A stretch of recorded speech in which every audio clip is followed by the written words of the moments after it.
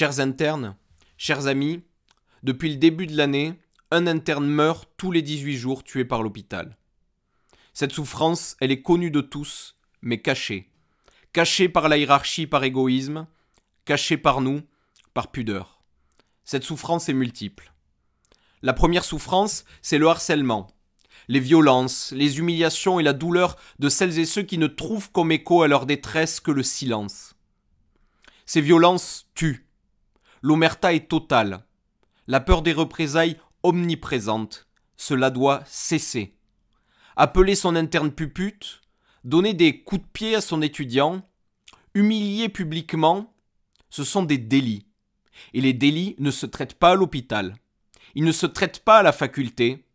Ils se traitent au tribunal. Leurs auteurs ne sont pas des soignants. Ce sont des délinquants.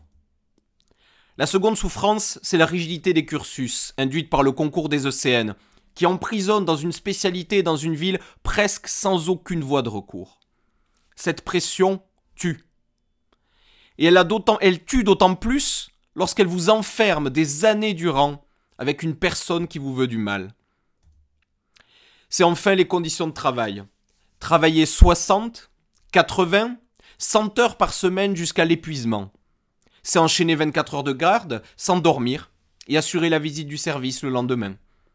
Travailler plus, surtout en cette grave période, c'est notre mission. Et nous la remplissons pour nos patients. Et certains d'entre nous l'ont payé de leur vie. Travailler trop, c'est transformer un hôpital qui soigne en un hôpital qui tue. Il faut de toute urgence décompter le temps de travail pour protéger nos patients et nous protéger nous-mêmes. L'hôpital tue ses internes. Depuis le 1er janvier, il a tué 5 fois et il continuera de le faire. Notre seule force, c'est notre solidarité. Alors, pour rendre hommage à nos collègues décédés, nous nous retrouverons demain, samedi 17 avril à 14h30 devant le ministère de la Santé, 14 avenue du Ken, pour observer un moment de recueillement en présence de leur famille et déposer des fleurs à leur attention. Si vous travaillez à Paris, votre présence est indispensable. S'il y a un jour dans l'année où vous devez tout abandonner pour vous mobiliser, c'est celui-ci.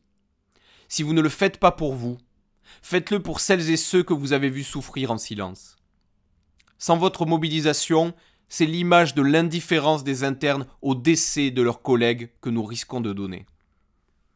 Pour celles et ceux qui ne travaillent pas en Île-de-France, nous vous invitons à observer une minute de silence à 14h30, demain, 17 avril, et d'inviter tous les soignants de vos services à la partager avec vous.